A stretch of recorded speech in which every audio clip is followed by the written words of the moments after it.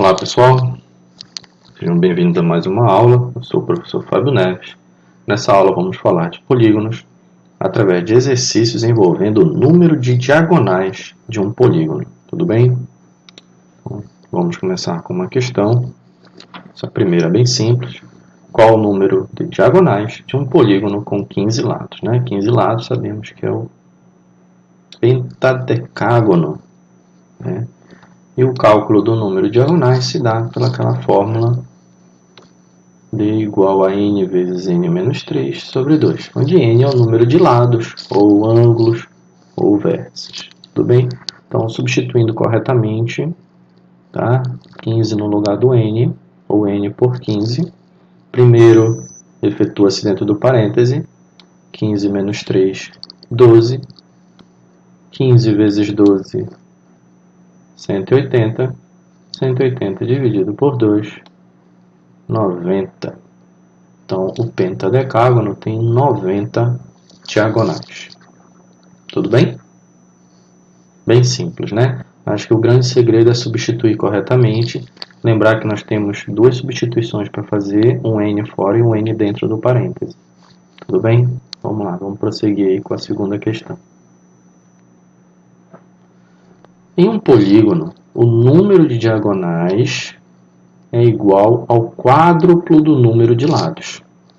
Tá? Então, uma relação diferente aqui, está falando que o número de diagonais é igual ao quádruplo do número de lados, que é o n. Quantos lados e diagonais possui esse polígono? Vamos lá?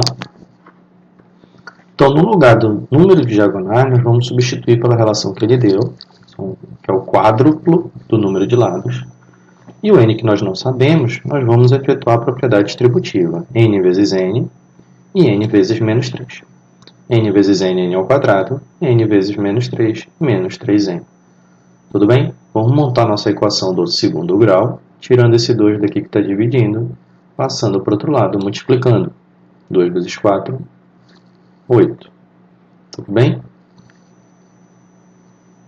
Nós temos uma equação do segundo grau aqui incompleta, nós não temos o termo independente, né? Então tem uma maneira mais rápida de resolver que não necessita da fórmula de Bhaskara. Tudo bem? É assim. Vamos passar o menos 3n para o outro lado, positivo.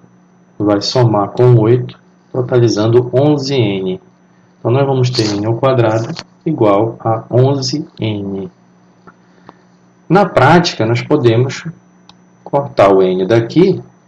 Lembrando que n ao quadrado é n vezes n. Então, nós vamos cortar um dos n's, sobrando apenas n igual a 11.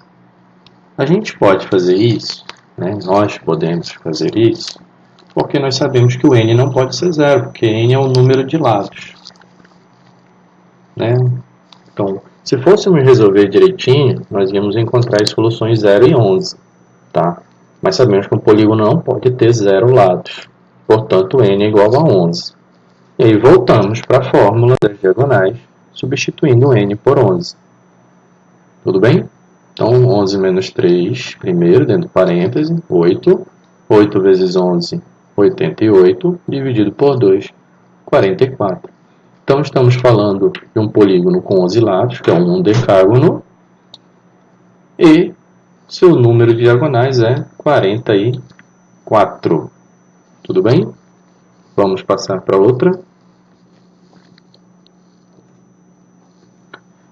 Vamos à terceira.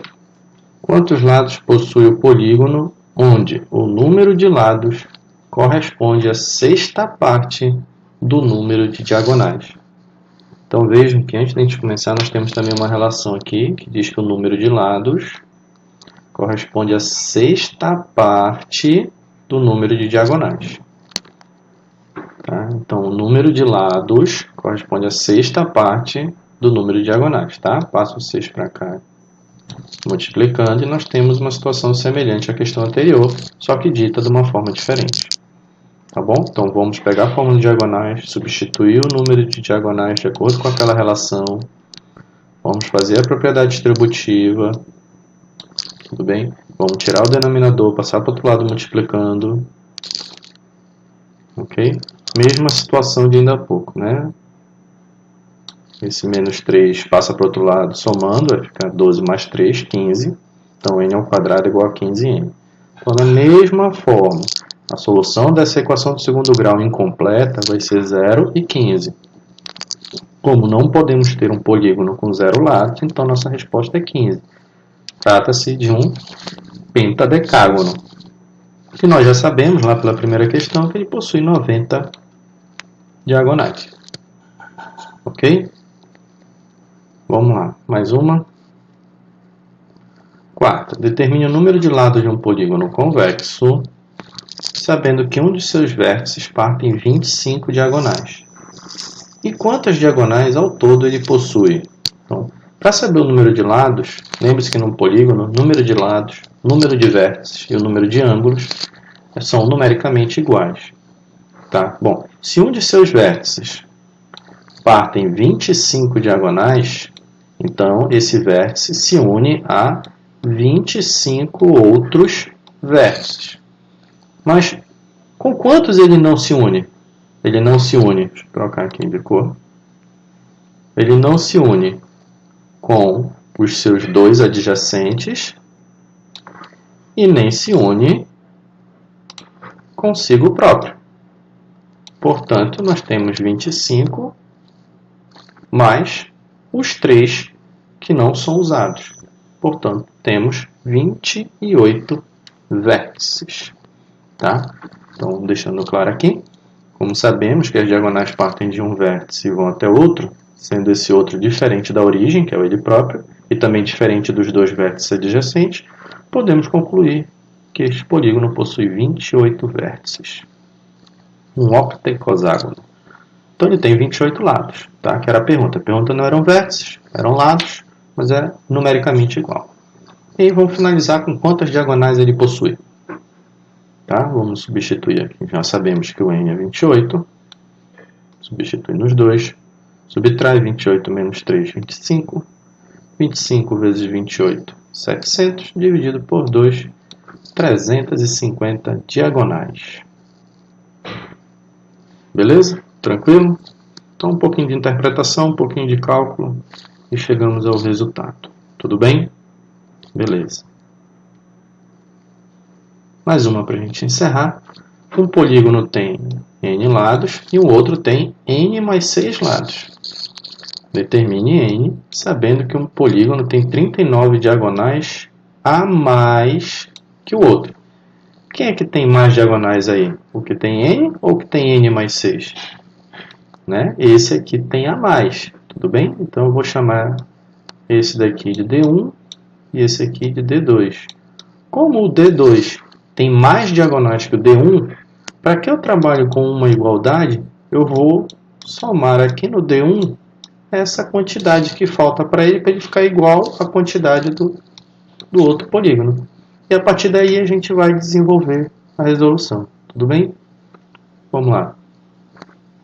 Então nós temos a fórmula, né, já conhecida, e a relação, que eu já expliquei, D1 mais 39 vai ser igual ao D2. Então, vai ter uma fórmula para o D1 com N, tá? N, e uma fórmula para o D2 com cuidado, porque onde tem N, que é o número de lados, no caso do segundo polígono, é N mais 6, tá? Cuidado aí, prestem bem atenção nisso daí. Bom, desenvolvendo aqui, nós temos um número que não está na forma de fração, nós podemos colocar adequadamente, né, com o denominador apropriado, no caso 2. E para não perdermos o valor dele, nós colocamos o denominador 2 e colocamos também o numerador multiplicando por 2, que aí uma coisa compensa a outra e eu não perco o valor 39. Tudo bem? Então aqui nós podemos simplificar e efetuar as operações com os numeradores. Propriedade distributiva aqui, n vezes n, n ao quadrado, n vezes menos 3, menos 3n, 2 vezes 39, 78. Desse lado aqui, n vezes n, n ao quadrado, n vezes 3, 3n, e 6 vezes n, 6n. Então, 6n com 3n, 9n. Tudo bem?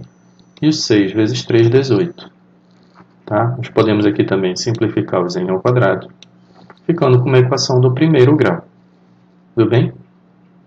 9n está positivo, vai passar para o outro lado subtraindo, negativo, o 78 da mesma forma. Tá? Cuidado com os sinais, sinais iguais, soma e repete o sinal. E aqui sinais diferentes, o 18 é positivo, sinais diferentes, subtrai e coloca o sinal do maior. Tudo bem? Chegamos a essa expressão. Basta agora isolar o n, passando o 12 negativo mesmo para o outro lado. Tá? Alguns diriam para multiplicar por menos 1, para ficar os dois lados positivos. E não faz diferença nenhuma, é o mesmo resultado. Nós teríamos 12n igual a 60, passando o 12 dividindo. É a mesma coisa, gente. Tudo bem? Tá, então n é 5. Então nós tínhamos um pentágono e um decágono. Ok? Valeu, pessoal, e até a próxima.